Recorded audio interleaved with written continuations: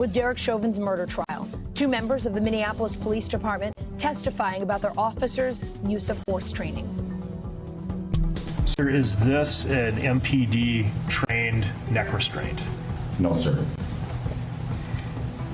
Has it ever been?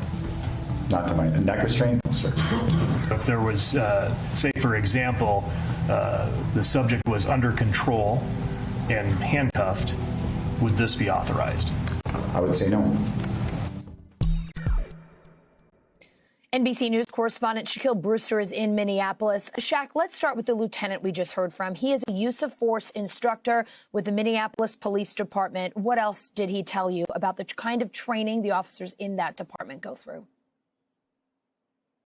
Well, listen, not only is he a use of force instructor, but he leads that entire department. He was responsible for the training of use of force for these officers in the Minneapolis Police Department. So this was incredible testimony because he spoke exactly to what the prosecutors have been trying to argue and lay out before the jury. They've been arguing. You heard from the police chief yesterday. You heard from the most senior member of this department last week. They've been arguing that the force that we saw Derek Chauvin using did not comply with what Minneapolis Police Department officers are trained to do. So you had this instructor telling us what they train those new cadets and the new recruits in this department. He talked about neck restraints and different neck restraints that are allowed and what's not allowed and how long those neck restraints should be applied. And, you know, this is something that we also saw and noticed this morning as he was testifying. According to those poll reports, the jury was paying attention to those explanations that we are hearing. So the prosecution is in this use of force phase right now. It feels like we're hearing from a lot of officers, both past and present, who can give an idea of what the training of these officers should be. We also heard today, Shaq, from the department's crisis intervention training coordinator. Tell us about that and how crisis intervention training might have applied in George Floyd's situation. Yeah, we're getting really detailed in this. Lots of graphics and charts and PowerPoint slides coming up in the testimony here. And we got to hear from Nicole McKenzie, who is in charge of helping to, and as this ambulance rolls by, of course, unrelated to the trial, but is in charge of the training aspect in this crisis intervention. And, you know, an interesting part of her testimony, you heard some of the strategy from the defense during the cross-examination, who came up and asked, you know, if there's a phone, if you have people, a crowd of people watching what you're doing, they're having phones, if they're yelling at you, how does that impact the level of crisis and the position of the officers? That led to the prosecution having this, what they call a redirect, when they come up and ask some more questions and make this point. I want you to look at that moment here. For example, if we're looking at assessing somebody's medical condition, right, for the purpose of rendering emergency aid, would that be a big thing or a small thing? That would be a big thing. If then that is contrasted with, say, a 17-year-old filming you with a camera, would that be a big thing, the filming, or a small thing? The filming would be a small thing.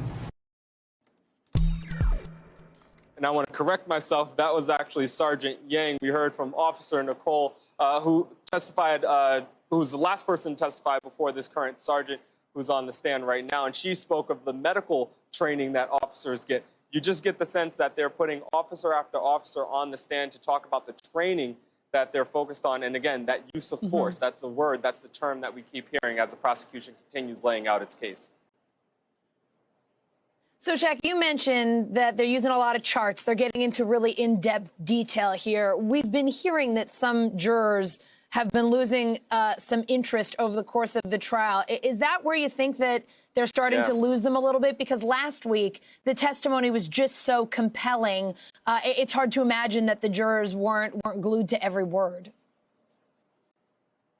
That's exactly right. Last week, we had that really compelling testimony. It felt like every single day, actually, we know every single day, there was at least one witness who was crying on the stand, telling their personal account of watching, you know, those bystanders watching George Floyd lose his consciousness under the knee of the officer. Well, today, yes, that testimony is getting much more technical. You're having to deal with a lot of PowerPoint presentations, and there's a report that there was at least one juror in the back who essentially nodded off. The pool report said that when a slide was shown on the screen, all the jurors looked up except for this one who was looking down. There's another point right before the lunch break where there were jurors who were kind of yawning, who were kind of looking around the room during some of the testimony.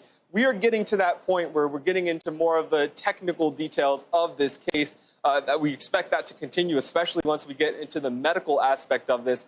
Things are slowing down, that pace is slowing down, and it does seem like it's having an impact on the jury that, of course, is sitting in that one spot, sitting in the courtroom for hours and hours on end.